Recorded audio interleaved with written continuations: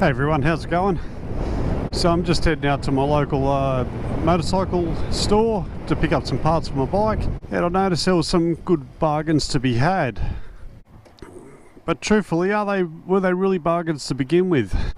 Or was it just that they just got the price wrong? Now the biggest issue with most bikes is when they first come out is the price. Like for some reason, we all know what that reason is, it's profit. Motorcycle companies want to charge a premium because something's new, and fair enough if it's got newer technology, or something's going to make you safer, better fuel efficiency, better power, whatever it is, you could probably justify it. Or if you're at the top of your game with for example, Ducati's like viewed as a premium sports bike. Not the case. I think Kawasaki, Honda, Yamaha, they've all got that claim as well. But Harley Davidson's claim to fame is that they have cruisers that's what people aspire to. They're the cruisers they want. When you picture buying a cruiser, you typically picture Harley Davidson's Fat Boy or something along those lines. We're going to focus on Harley Davidson's FXDR. Now, I produced a video over a year ago when I got the test ride the FXDR, and it wasn't my best video, but you get the general gist of it. Spent a lot of time saying wow, and I think I focused on, said who this bike would be aimed at, and I said it was for sports bike riders. So not Harley's regular, rusted on supporters. Because let's face it, the last 15 years Harley's tried to get new customers through their doors, and they knew they weren't going to do it by selling the same stuff. Not everyone was interested in cruisers, and for a while there they owned Buell and shut that down. Then they tried to get Ducati, but I think it was just a bit too expensive for their taste, and they ended up compromising, getting an MV Augusta. And that sort of didn't work. They were hoping to get the sports bike riding people into their showrooms, buy MV Augustas, and later on trade into Harleys. The idea was there, but it just didn't really pan out or work that way. Anyway, what has this got to do with my story?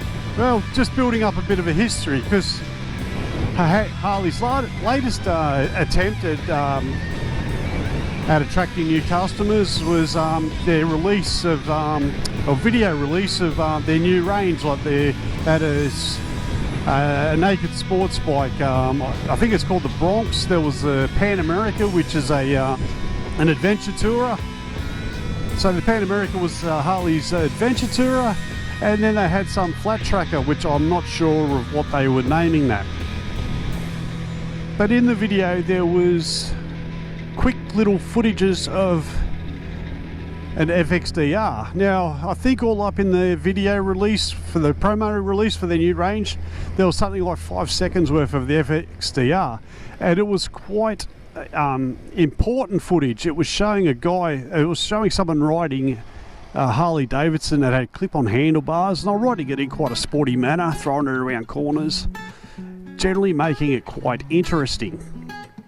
And it built a lot of hype online. YouTube was on fire, and I'm sure chat forums were as well, trying to identify what the bike was. And when they released it, a few of the bigger YouTube channels that actually owned Harleys actually bought these FXDRs, and they had a lot of hype built up for it. So it was quite exciting. Harley had this bike that was different from their regular Harleys, and I even say that in my on my test ride. And all the pieces were in place. It was a bike that was going to attract new bike riders. So what does Harley do? They price it at $33,990 right away.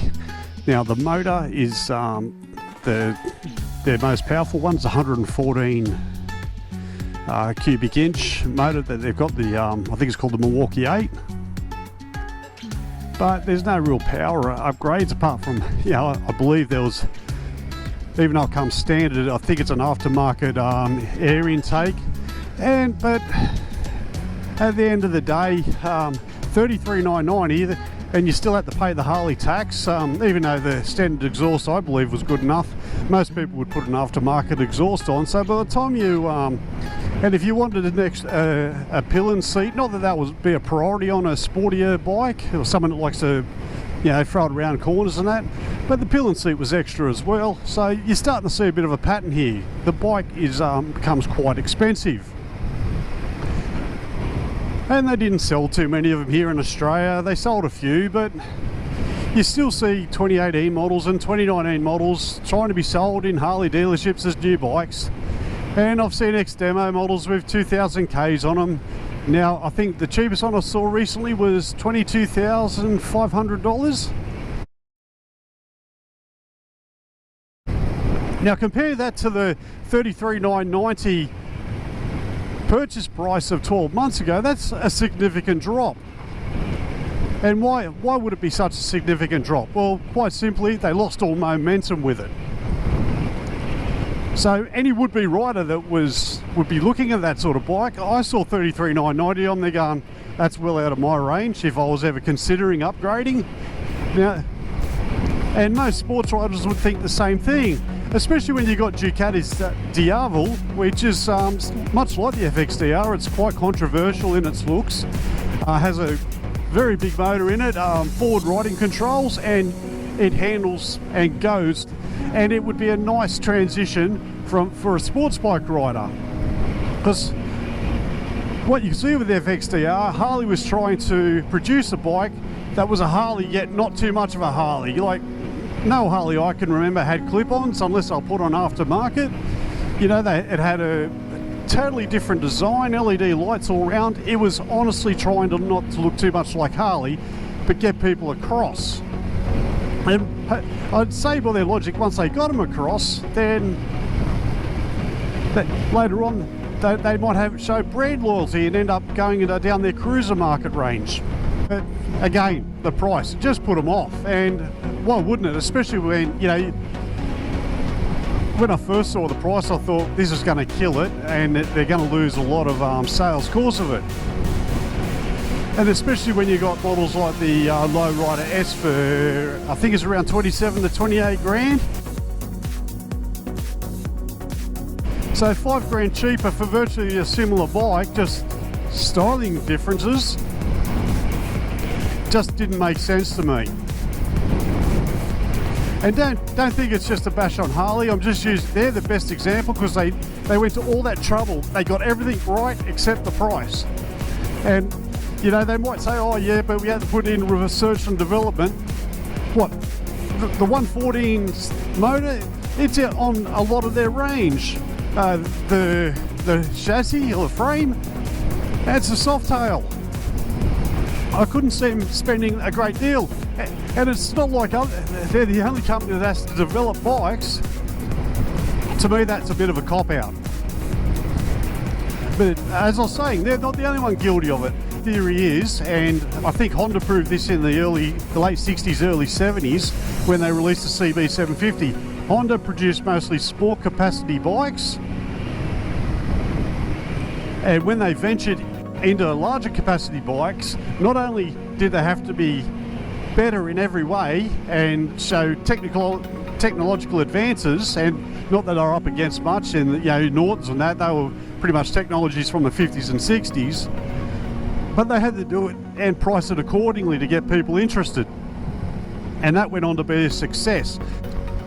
But it seems motorcycle companies don't get that anymore. They think, because they're the premium brand in one area, like take Harley for example, to me they're the premium brand when it comes to cruisers. BMW, definitely the premium brand when it comes to touring bikes and adventure tourers. They are what people are you know, that's the benchmark.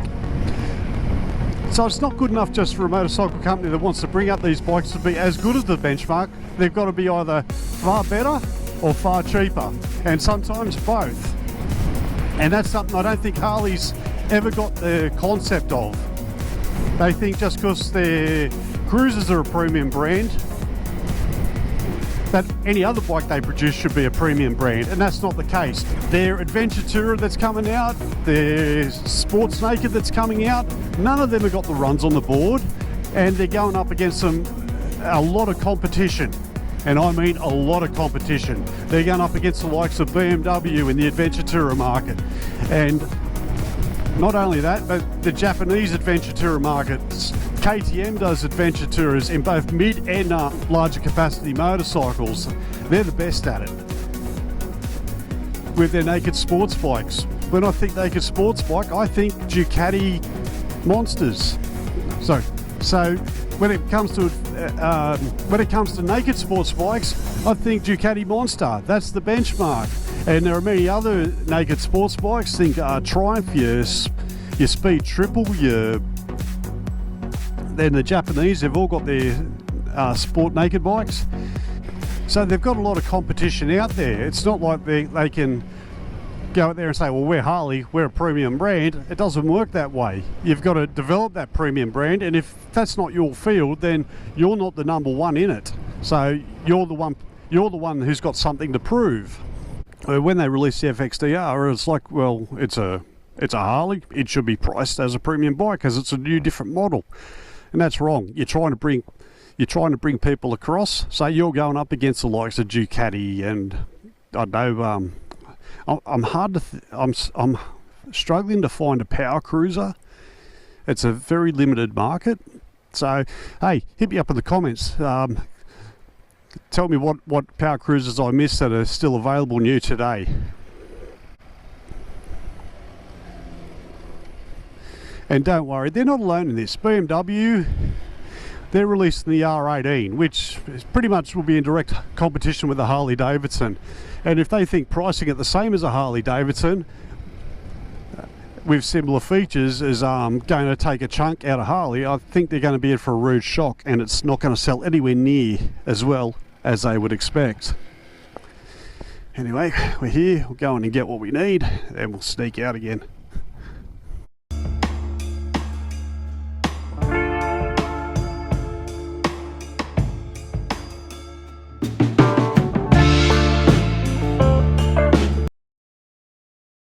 I've got all the bits I need. Let's head home. Back up.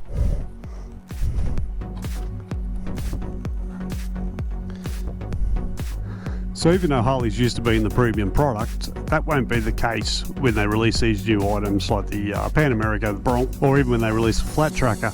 They're not going to be at the top of the tree. And I believe for them to be successful, they'll have to price them accordingly. Now hopefully Harley's learnt their lesson from the FXDR, because realistically that was a very good bike, had very good marketing, just the price put people off. So what I've been reading from some reports on Harley, hopefully from what they're saying is they've identified that their pricing in the market isn't competitive, and they're taking steps to remedy that. But what did concern me is that they wanted to focus on their core customers, and personally I think their core customers won't be buying bikes anymore, and the bikes they would be buying from Harley've already produced. And in no way is this video a anti-Harley video. That's not at all. If the FXDR was in my budget, I'd own one. No problem at all. I like the way it handled. I like everything about it. Apart from the usual, there's always something you don't like about the bike, and I highlighted that in my video. But its biggest detractor was its price. But Harley isn't the only one guilty of this. It'll be interesting to see how BMW price their R18. Now, we've seen all the hype around the R18. It looks like it's direct competition to the Harley. But let's see if BMW get their head around it. Harley is the benchmarking cruisers, or the perceived benchmark, and BMW have to build up to it. Now, BMW have done this before with their sports bikes, like their S1000R. And they produced a premium sports bike, and it was a little more expensive, but the amount of goodies you got on it made the other manufacturers have to catch up. Husqvarna, which is owned by KTM, totally missed the boat with their smart pillion and vid pillion range. They had them priced well above what was reasonable, and now they've still got 2-year-old stock that they're trying to offload. And don't get me wrong, the price is very tempting in Australia. $6.5 for that smart pillion, I think, is very good value. Even though the bike's 2-year-old, it's still technically a new bike. It's got new bike warranty, but yeah, when it comes time to sell, you're pretty much, if you keep the bike for 2 years, you're pretty much selling a 4-year-old bike further on down the track. So let me know in the comments what you think, whether let me know. I could be totally off the mark with this, but until the motorcycle manufacturers get their pricing right, I believe there's just going to be a lot of bikes left in stock. It's well documented. Millennial, Generation Y, millennials, and even to that matter, a lot of Gen Xers aren't taking up motorcycling the way the baby boomers did. And that's down to a lot of things, whether especially money. Some of us had kids later on in life, so where baby boomers back in the 90s and early 2000s, they might have been in their late 40s, early 50s when the kids moved out. I'm in my mid 40s and my daughter's only 11 years old, so there's a long time before people like myself have disposable income. On that note, thanks very much for watching. I said, let me know in the comments what you think. Do you think motorcycle companies get it wrong with the price? The exclusive end seems to get it wrong more often than not.